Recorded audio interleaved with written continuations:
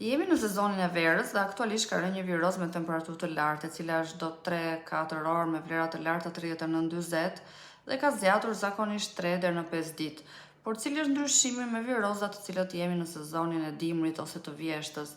Në lidhje me ecurinë e temperaturës nuk ka asnjë ndryshimi, qoftë edhe me komplikacionet që mund të bëjnë këto viroza, por ndryshimi vetëm lidhet me stinën.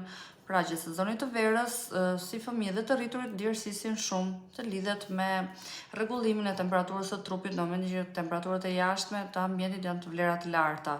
Por në momentin që fëmia ka dhe temperaturë, ajo që duhet të bëni është që t'i jepi lëngje sa më shumë nga goja, qoftë edhe përdorimin e trisolit, qoftë uji, i cili është shumë i mirë, duhet të pim 1,5 litër deri në 2 litra në 24 orë në varësi të moshës dhe peshës së fëmijës.